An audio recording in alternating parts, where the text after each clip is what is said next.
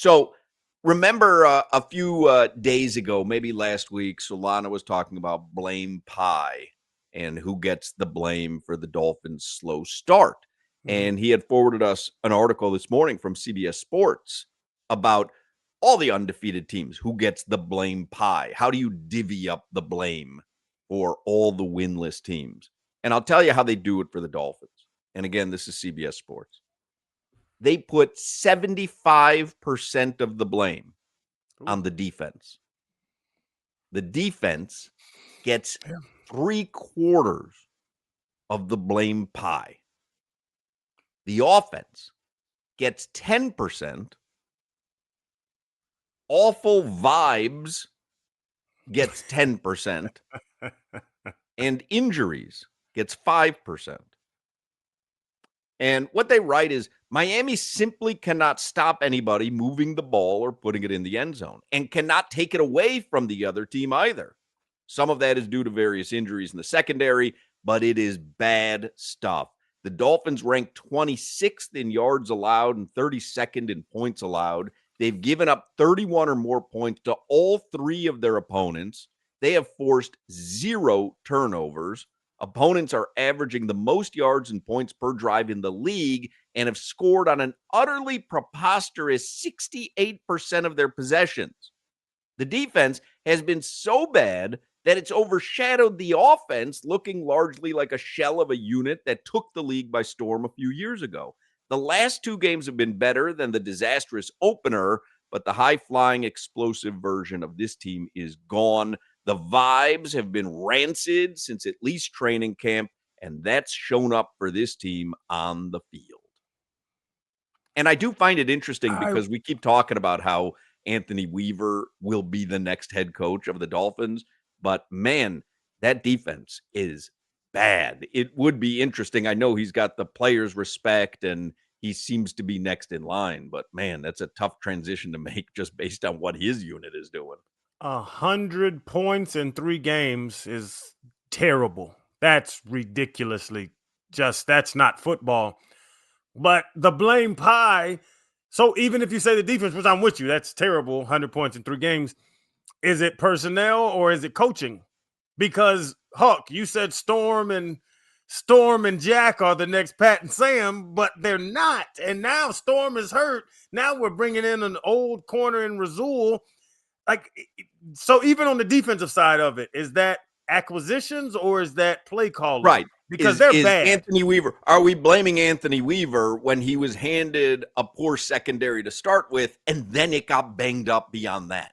Yeah. Let's put together an exotic blitz. If I'm blitzing, I'm in one-on-one on the outside. Like you're in cover 1 or cover 0 blitzing. I can't call a blitz with these dudes back here. They can't cover anybody. So that's where the blame, but just I guess the surface level of looking at the Dolphins, yes. If you're letting people score 30 points a game, you're going to lose a lot of football games. Would you divvy it up that way, though? 75% on the offense, on the defense, 10% on the offense.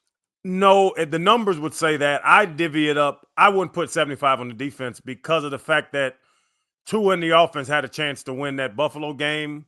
Zach Sealer on special teams. Why the hell is he rushing the punter? I think it's a lot more to it if you watch every snap than just the defense is giving up 30 points. The defense isn't good, but there are a lot of other issues on this team. How do you like the way they divvied it up, Solana, on CBS? It's probably a little unfair because, like Crowder's pointing out, the personnel just isn't conducive to a good defense. And it's funny because, now you're getting I think it's a large enough sample size through 3 games where you're getting all these deeper stats coming out. The Dolphins are number 1 in blitz rate in the NFL right now. They're number 32 in pressure rate. Think about that. They're blitzing more than anybody on average, and they're getting pressure on the quarterback less than anybody on average. So what does that tell you? That front 7 that we were all expecting gaudy numbers by them hasn't been good enough, but also your personnel probably just isn't good enough.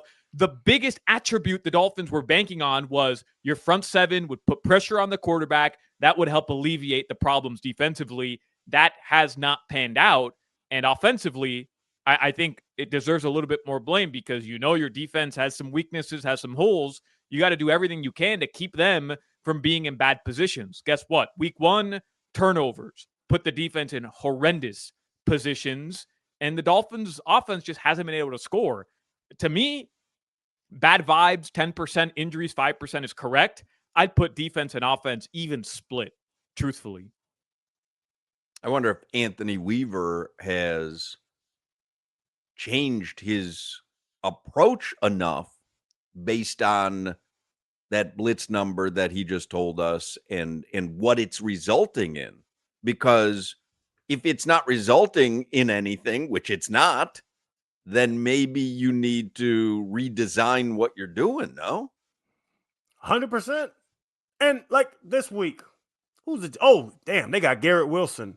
And they don't have great quarterbacks. Justin Fields not amazing. Tyrod Taylor's not amazing.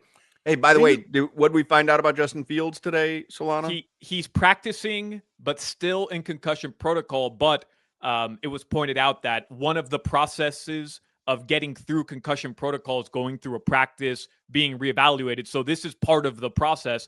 But as of right now, as we talk right now, 3:48, he's still in concussion protocol. But to the number Solana just said, like Chop and Bradley Chubb and Jalen Phillips, people aren't worried about. They're not scared of our front seven because I've seen 3 games. They're number 32 in pressure rate, and then Garrett Wilson is not walking up on Jack Jones and saying, "Oh, I got a game today." No, hey, Justin, hey, Tyrod, I'm going to be open. Throw the in route, and it's just so. What can so is is Anthony Weaver calling a bad game, or does he not have the material to call a good game? And that's where we have to parse it. But I'll tell you, I don't think Jack Jones should be your number 1. I don't think Storm Duck should be your number 1. We had a number 1 in Jalen Ramsey, who's now with Pittsburgh, making plays, winning games. So I would say the surface level, we go offense, defense, special teams, head coach. I understand it. But if you go deeper, I don't think the personnel's there to really call a great defense because there's no corners that can choke anybody out. You got to choke people out. All right, 4 o'clock hour is coming up. We're going to get caught up on the headlines. Rob Pizzola is going to join us in the 4 o'clock hour with some winners. I'm curious what his pick is. I'm going to give him all the AFC East games. I think it's Buffalo and New Orleans. You want to guess what that line is? Buffalo hosting New Orleans. Ooh, Buffalo minus 11. Solana? Yeah, Buffalo 9.5. I think it's 16. I gotta double check. I gotta double check this. 16. It's 16. Yeah.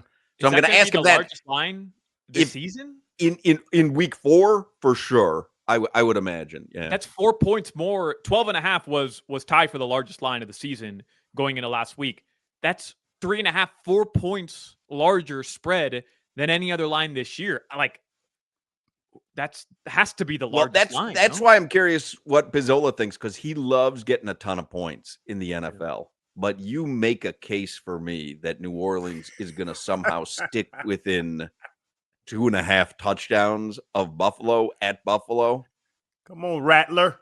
I just don't see it. Ask about the Dolphins as well. And I think the Patriots have another stinker too. Buffalo's got New Orleans and the Patriots have the Carolina Panthers. Panthers just wore out. Who they wear out? Atlanta beat them 30-0. I put that more on Atlanta than on Carolina. I'm just not a believer in Bryce Young. Atlanta whooped the Vikings by what? That 14. On JJ McCarthy. All right. Anyway, we'll take a break. 4 o'clock hour is coming up here on Hochman, Crowder, and Solana.